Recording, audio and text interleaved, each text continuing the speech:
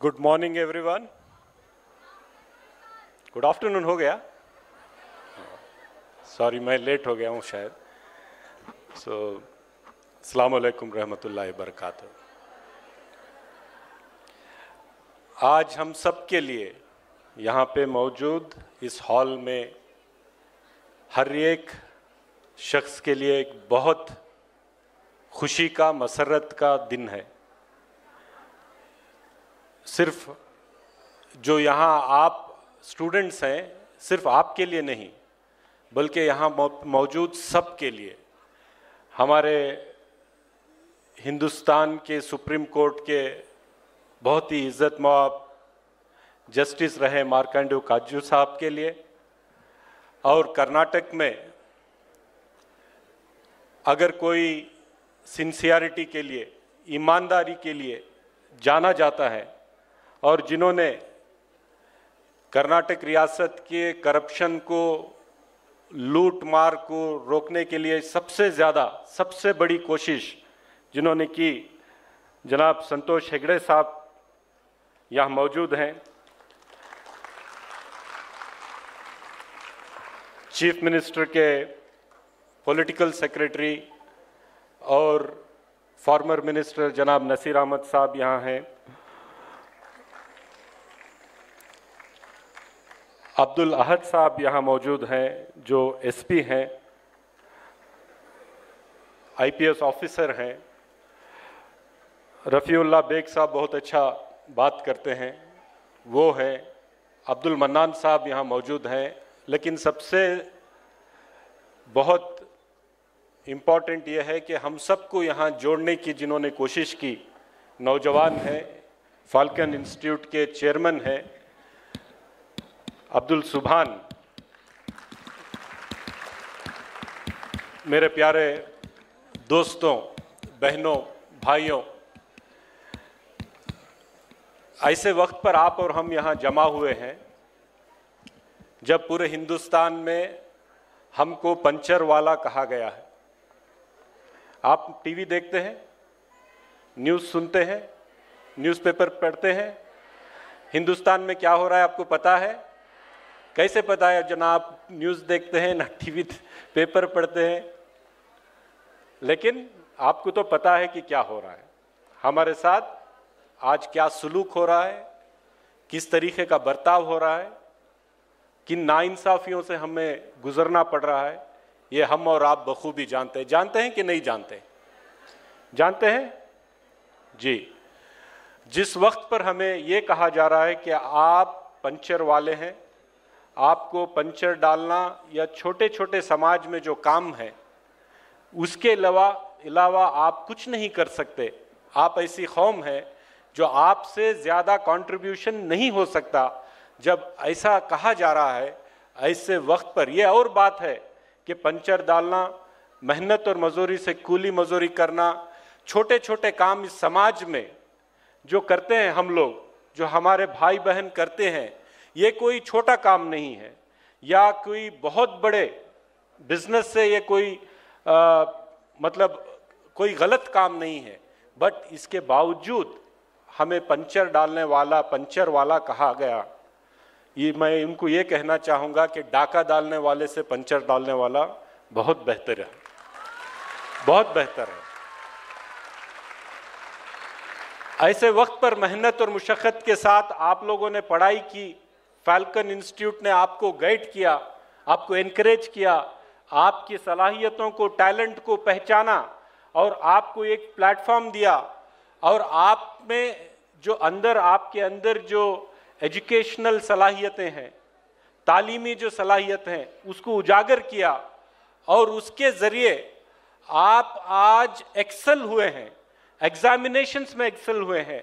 आप जो पढ़ाई कर रहे हैं उस कोर्सेस में एक्सेल किए हैं, जो बच्चे कभी सोच नहीं सकते थे, जिनके माँ बाप कभी सोच नहीं सकते थे कि हम हमारे बच्चों को इस मुल्क के प्रीमियर इंस्टीट्यूशंस में दाखिला करवा सकते हैं, डॉक्टर्स बना सकते हैं, इंजीनियर्स बना सकते हैं, आईएएस आईपीएस ऑफिसर्स बना सकते हैं।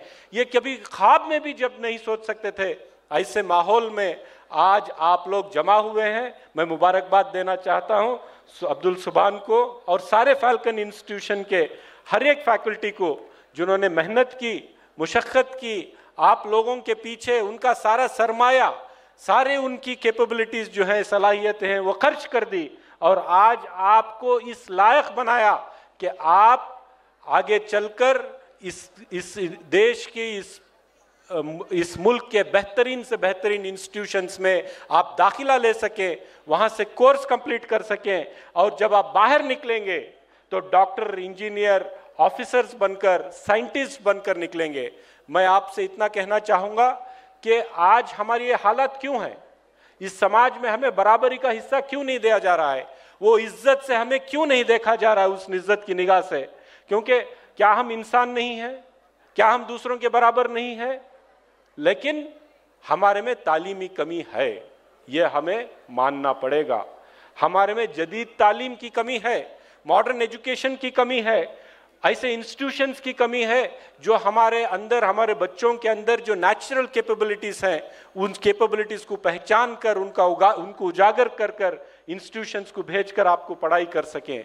तो आज बहुत ज़रूरी ये था कि फाल्कन जैसे इंस्टीट्यूशंस और आगे आएँ और ज़्यादा इंस्टीट्यूशन सेटअप हों, हमारे बच्चों को ऐसा एक प्लेटफॉर्म मिले कि वो ऊंची आसमान की ऊंचाइयों तक उड़ सके। पूरी दुनिया टेक्नोलॉजी आने के बाद बहुत छोटी हो चुकी है, पूरी दुनिया एक गांव की तरह हो चुकी है। बेंगलोर में बैठकर आप न्यूयॉर्क और एम्स्टर्डम में क्या हो रहा है 1 सेकंड में मालूम कर सकते हैं। इजराइल और ईरान की जंग में क्या हो रहा है आप 1 सेकंड में यहां पहचान सकते हैं। ऐसी दुनिया में अगर तालीम नहीं हो तो आप कहीं के नहीं रह गए। फलस्तीन पे इजराइल का हमला हुआ, कई हजार लोगों को मार दिया गया, छोटे छोटे बच्चों के साथ क्या सलूक हुआ, हजारों बच्चों को मार दिया गया। क्यों नहीं फलस्तीन खड़ा हो सका? क्यों नहीं कोई भी एक मुल्क उसके सामने खड़ा हो सका? इसलिए नहीं खड़ा हो सका क्योंकि उनके पास टेक्नोलॉजी नहीं थी, उनके पास मॉडर्न वेपनरी नहीं थी। अगर उनके पास टेक्नोलॉजी होती, अगर उनके पास मॉडर्न वेपनरी होती तो हो सकता है जो जुल्म मासूम बच्चों पे हुआ है उस जुल्म को रोक पाते। वो नहीं रोक पाए क्योंकि उनके पास टेक्नोलॉजी नहीं थी। टेक्नोलॉजी कहां से आती है? एजुकेशन से आती है। अगर एजुकेशन नहीं है, दुनिया का सबसे बड़ा वेपन क्या है? एजुकेशन है। अगर एजुकेशन आपके पास, हमारे पास नहीं है तो हमारे पास कोई ऐसी डिफेंस नहीं होगा जिसके जरिए ना हम महफूज हो सकते हैं, ना इंसानियत को महफूज रख सकते हैं। दोस्तों, मैं इतना कहूँगा कि अरबिक में एक कहावत है, अर्रिजलु बिला इल्मी लका जसदा बिला रूह। बिना इल्म का जो इंसान है बिना रूह के जिस्म के मानिंद है।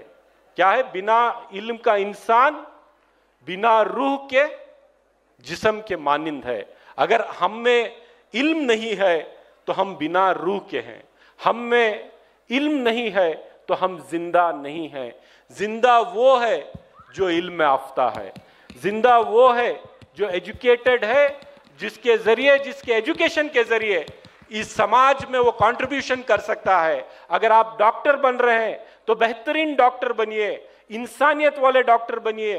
कभी ये मत सोचिए कि हिंदू, मुसलमान, सिख है कि ईसाई है, कि वो अमीर है कि गरीब है, कौन है।